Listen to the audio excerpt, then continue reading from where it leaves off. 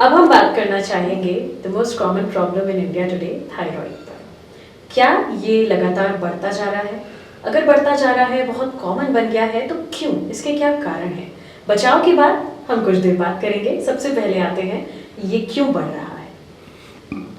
Thyroid की problem बहुत ज़माने से है और इसमें जो हमारे हाथ में नहीं है वो चीज़ें हैं, जैसे कि जेनेटिक हिस्ट्री। लाइक किसी किसी को जेनेटिक हिस्ट्री है कि थायराइड की प्रॉब्लम फैमिली में चल रहा है, तो इनहेरिट होता है एक दूसरे से, तो उस पर हम कंट्रोल नहीं कर सकते। That is a common cause also. दूसरा रीज़न है कि ऑटो इम्यून प्रॉब्लम्स होती हैं, जैसे कि हमारी एंटीबॉडीज़ होती हैं बॉडी के अंदर, वो अपने डिफेंस के बजाय अपनी बॉडी को ही अटैक करती हैं। जैसे कि थायराइड टिश्यू को अगर अटैक करती हैं तो भी हमें थायराइड की प्रॉब्लम हो सकती हैं। ये दो रीज़न हैं जो कि बहुत पुराने चलते आ रहे हैं और इन पे हमारा कंट्रोल नहीं है। जो आपका क्वेश्चन है वो ये है कि हम आजकल क्यों इंक्रीज़ करके आए ये सब इंक्रीज़ मैं इसको ब्रॉडली क्लासीफाई करूँगा कि डाइटरी चेंजेस, जो हमारे डाइटरी मॉडिफिकेशंस हो रखे हैं और लाइफस्टाइल चेंजेस जो हमारे हो रखे हैं, उनकी वजह से सारा हमारा थायराइड का इश्यूज़ बढ़ रहा है। तो ये बहुत बड़ा टॉपिक है एक्चुअली, बिकॉज इसमें लाइफस्टाइल मैटर करता है बहुत ज़्यादा, स्लीप पैटर्न्स मैटर करते हैं बहुत ज़्यादा, क्या हम खा पी रहे हैं बहुत ज़्यादा मैटर करते हैं, क्योंकि थायराइड एक ऐसा ग्लैंड है जिससे हार्मोन्स निकलते हैं और बॉडी के हर पार्ट को अफेक्ट करते हैं, हर एरिया को। हार्ट रेट हो, चाहे हमारा बेसल मेटाबॉलिक रेट हो, चाहे हमारे इंटेस्टाइन्स हो, हेयर हो, मेंस्ट्रुएशन हो, फर्टिलिटी हो, everything is controlled by thyroid. So this is known as metabolic hormone, controls the metabolic rate. तो इसमें यह है कि अगर हम अपने, जैसे पहले के ज़माने में थायराइड की प्रॉब्लम्स कम थी, क्योंकि हमारा हम नेचर से ज़्यादा जुड़े हुए थे, हमारे पास लाइफस्टाइल अच्छा था, हम अच्छा खा पी रहे थे। लेकिन आजकल ये प्रॉब्लम्स बढ़ रही हैं क्योंकि जैसे स्लीप पैटर्न्स हैं, एग्जांपल स्लीप पैटर्न्स काफ़ी डिस्टर्ब हो गए हैं इसमें। जैसे अगर हम 8 आवर्स की प्रॉपर स्लीप लेते हैं तो ये प्रॉब्लम्स हमें कम होती हैं थायराइड की। और ये देखा गया है स्टडीज़ में, अगर 7 घंटे से कम की स्लीप होती है तो हाइपरथायराइडिज्म के चांसेस बहुत ज़्यादा होते हैं। तो हाइपरथायराइडिज्म मतलब? दो तरह के थायराइड इश्यूज़ होते हैं मेनली, एक हाइपो एक हाइपर। हाइपोथायराइडिज्म में क्या होता है कि थायराइड ग्लैंड हार्मोन कम बनाता है, हाइपर होता है जिसमें थायराइड हार्मोन ज़्यादा बनाता है। तो दोनों के सिम्टम्स एकदम ऑपोजिट हैं कि हाइपो में हमारा जो बॉडी का मेटाबॉलिज्म है वो बिल्कुल स्लो हो जाएगा, हाइपर में एकदम फास्ट हो जाएगा। हाइपो में तुम वेट गेन करोगे, हाइपर में तुम वेट लूज़ करोगे। फिर हमारी स्वेटिंग होती है हाइपर में, हमें भूख लगती है हाइपर में, लेकिन हमारा वेट गेन हमारा हाइपो के अंदर होता है। फिर हेयर लॉस होता है हाइपो में, मेंस्ट्रुएशन डिस्टर्बेंसेस दोनों के अंदर होती हैं। और बहुत सारे कार्डियक इवेंट्स भी हो सकते हैं अगर हमारा हाइपो और हाइपर ट्रीट नहीं किया गया। मैं कहाँ पे था उस समय? आप हमें ये बता रहे थे कि क्यों बढ़ गया है। प्रॉपर स्लीप 8 आवर्स की लेते हैं तो उसमें क्या होता है कि हमारा एक हार्मोन सिक्रीट होता है मेलेटोनिन, और मेलेटोनिन जब सिक्रीट होता है we have a good quality of sleep, और गुड क्वालिटी ऑफ स्लीप से हमारे हार्मोन के बैलेंसेस मेंटेन रहते हैं। ओवर स्लीप से भी नुकसान होता है। If you sleep more than 8 to 10 hours in a day, उससे भी हमें हाइपर या हाइपोथायराइडिज्म हो सकता है। तो लाइफ में एवरीथिंग इज़ अबाउट मॉडरेशन। अगर स्लीप करना है 7 to 8 hours good quality of sleep, और उसके लिए भी कुछ टिप्स हैं, जैसे कि आप सोने से पहले 1 to 2 hours before you should not look at the screen. अगर हमारा स्क्रीन टाइम पहले ख़त्म हो जाता है देन एक्टिविटी और मेलेटोनिन सिक्रीशंस काफ़ी अच्छी होती। एंड प्लस जैसे कि हमारा रूम है, we make it like dark little cool, so melatonin secretion अच्छी होती है and we have a good quality of sleep.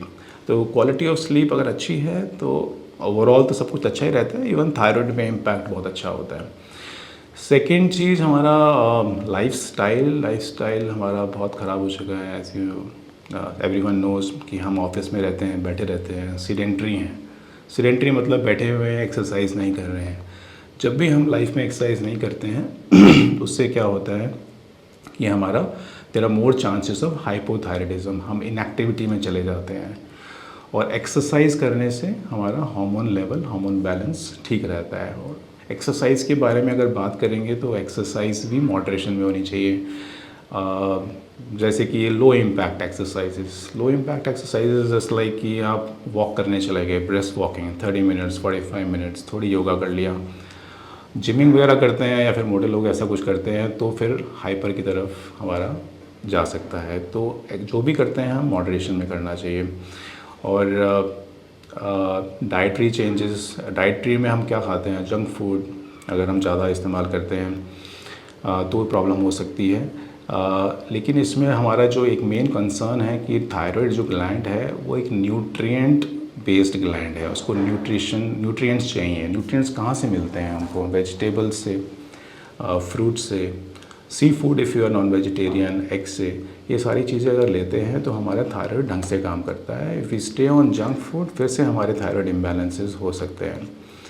Then there are so many other things like smoking. Smoking, you know, it affects every part of the body and thyroid is one of them. तो उसमें smoking से hindrance ये आती है कि आप thyroid की problem अगर है तो आपकी दवाई ढंग से काम नहीं करती है और थायराइड की प्रॉब्लम बढ़ भी सकती है। एंड एक और प्रॉब्लम जो कर सकती है खाने पीने में, कैफ़ीन इनटेक, ठीक है, जिसमें कॉफ़ी और टी दोनों में कैफ़ीन होता है। अब ज़्यादा कैफ़ीन इंटेक करने से थायोसाइनेट करके एक केमिकल होता है जो बॉडी में बनता है। और मतलब it's not like 1-2 cup 3 cup P सकते हैं। बिकॉज़ कंट्री जहाँ सुबह की शुरुआत चाय के साथ होती है। हाँ, मतलब 2-3 कप ठीक है। So I will tell you everything is in moderation. If you like, there are studies which shows that people have coffee like 5 to 6 cups in a day. There are, so I am talking to those people. Like 3 cup से नीचे is okay. Like if it is more than 3 cups or more than that, then हमारी body में thiocyanate जो कि thyroid hormone की production को कम करता है, and there are more risk of कि हाइपोथायराइडिज्म हो जाए उन लोगों के अंदर। एक ये भी है कि कुछ लोग जैसे सीडेंट्री होते हैं, बैठे रहते हैं, मोटे हो जाते हैं, राइट। तो वो सोचते हैं चलो आज हमारा दिमाग चेंज हो गया, हम वेट लूज़ करते हैं, and they go for a crash diet. Have you heard of crash diet? Crash diet में क्या होता है? You stop eating. When you stop eating, you are going on a hunger. Hunger में हो गया, body starve करती है तो सिग्नल थायराइड को पहुंचता है कि तुम्हारी बॉडी स्टार्व कर रही है। तो थायराइड कहता है चलो let me save this guy, उसको बचाते हैं किसी तरह से। तो मेटाबॉलिज्म को स्लो कर देता है वो। In fact in few days of starvation weight gain होता है एग्जैक्टली। सो वेट लूज़ करने के लिए थायराइड हार्मोन या ऑल द हार्मोन्स का बैलेंस होना बहुत ज़रूरी है। So you should have a balanced diet.